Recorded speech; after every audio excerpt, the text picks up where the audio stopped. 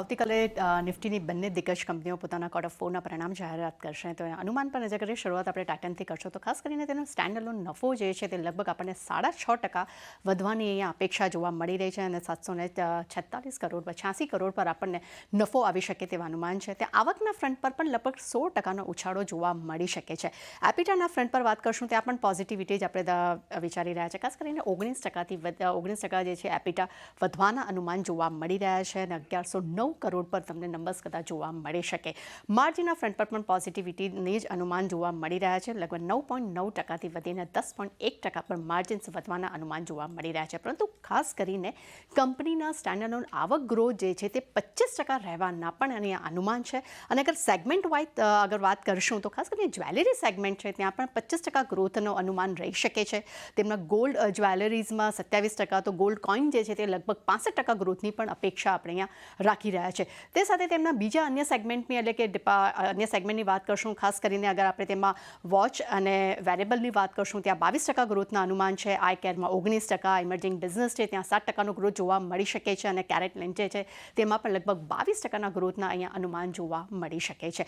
બીજી તરફ અગર એલએનટીની વાત કરશું ત્યાં પણ પોઝિટિવ અનુમાનના જ અત્યારે આપણી સમક્ષ આઉટકમ જોવા મળી શકે છે. ખાસ કરીને કન્સો આવક જે છે તે લગભગ 100% વધવાના અનુમાન અહીંયા આપણે જોઈ રહ્યા છે. એપિટાના ફ્રન્ટ પર પણ કન્સો એબિટા જે છે તે લગભગ 15.5% વધી શકે છે અને લગભગ 8,363 કરોડ પર આપણને આ ફિગર જે છે તે આવતા જોવા મળી શકે છે. પરંતુ માર્જિનના ફ્રન્ટ પર થોડું ઘણું એક દબાણ આવી શકે છે, મામૂલી દબાણ કહી શકાય ને. 10 પોઈન્ટ લગભગ આપણને 76% પર આપણને કન્સો માર્જિન છે તે જોવા મળી શકે છે. નફાના ફ્રન્ટ પર 14%નો ગ્રોથ જોવા મળી શકે અને 5,024 કરોડ પર આપણને કન્સો નફો જે છે તે જોવા મળી શકે છે. ને પરંતુ ખાસ કરીને કંપનીએ કતાર એનર્જી એલએનજી કંપનીને એલએનજી પાસેથી એક ઓર્ડર મળ્યો છે, એમ કહી શકાય મોટો જે પ્રોજેક્ટ મળ્યો છે તેની વેલ્યુની અગર વાત કરશું તે 400થી 450 કરોડ ડોલરની છે, જેનો પૂરો ઇમ્પેક્ટ જે છે તે આવનારા સમયમાં તેમના માર્જિન્સ પર અને આવકના ફ્રન્ટ પર પણ જોવા મળી શકે છે. અને ખાસ કરીને ગોલ્ડમેન સેસે પણ એલએનટીના રિપોર્ટ પર પોતાનો મત આપ્યો છે. તેમનું કહેવું છે કે રેવન્યુ ગાઈડન્સ જે છે તે અહીંયા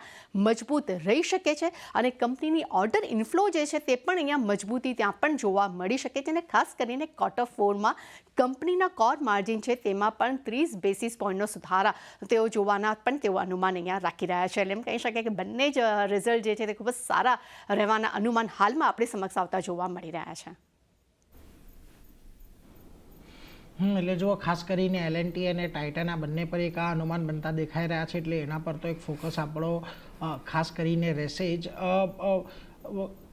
હેમંતજી, તમારી પાસેથી ખાસ કરીને ઇન્ફ્રા કંપનીઓ પરનો વ્યૂ લેવો છે, કારણ કે જુઓ અહીંયા આપણે આ એક એવું સેક્ટર છે કે જ્યાં આગળ આ ટેરિફને લઈને કે એની કોઈ બહુ મોટી અસર આવતી જોવા નથી મળી. બીજી તરફ ખાસ કરીને જે આપણે વાત કરી રહ્યા હતા કે Q4ની અંદર આપણને ગવર્મેન્ટ કેપેક્સ વધતો જોવા મળશે ને આપણે જોવું છે કે રેલવે ઇન્ફ્રા હોય કે રોડ ઇન્ફ્રા હોય આપણને સારા એવા નવા પ્રોજેક્ટ પણ જાહેર થતા દેખાયા હતા. ખાસ કરીને આપનો શું મત બની રહ્યો છે? અહીંયા તમને કેવું ક્વાર્ટર જવાની અપેક્ષા છે ઇન્ફ્રા કંપનીઓ માટે? આપણે કહ્યું એમ આપણે લાસ્ટ ટાઈમ બી કદાચ વાત કરેલી કે we are very positive on domestic companies. અને આ બધી જે ગ્લોબલ જીઓપોલિટિકલ ટેરિફની જે સિચ્યુએશન લગભગ મહિના પહેલા જે હતી, અને ઇનફેક્ટ એની પહેલા પણ we are really positive for the EPC companies જે ઇન્ફ્રાસ્ટ્રક્ચર ઇન્ડિયાનું જે બનાવી રહ્યા છે.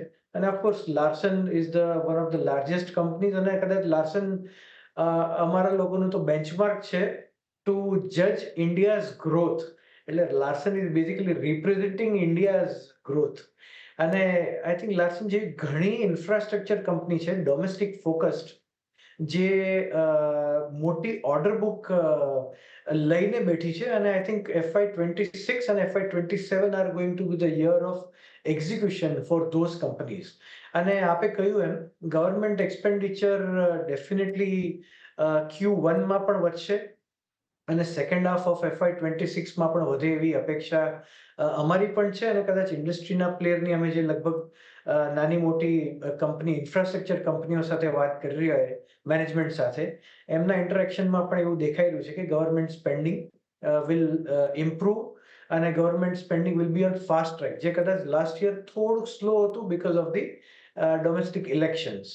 I think we are positive.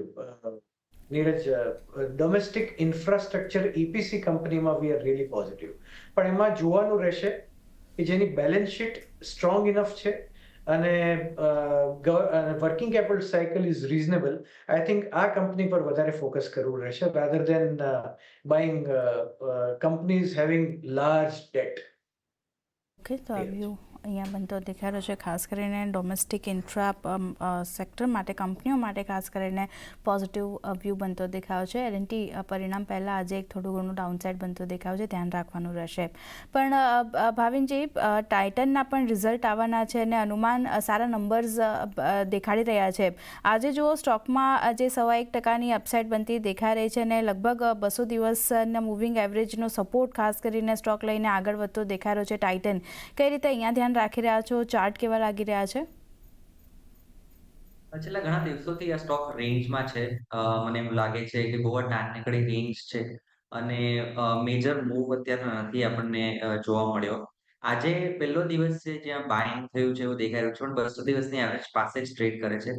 મને લાગે છે કે હજી થોડોક રેન્જમાં રહેશે. નીચેમાં 3250 અને ઉપરમાં 3390 એ એક રેન્જ છે. હજી આમાં થોડો કન્સોલિડેશન થશે કેમ કે મોમેન્ટમ ઇન્ડિકેટર્સમાં એવો કોઈ ફેરફાર નથી દેખાઈ રહ્યો. They are still neutral. એટલે એઝ ઓફ નાઉ 200 દિવસની એવરેજ પાસે હજી થોડોક ટાઈમ સ્પેન્ડ કરી શકે છે એવું દેખાઈ રહ્યું છે ટાઇટન.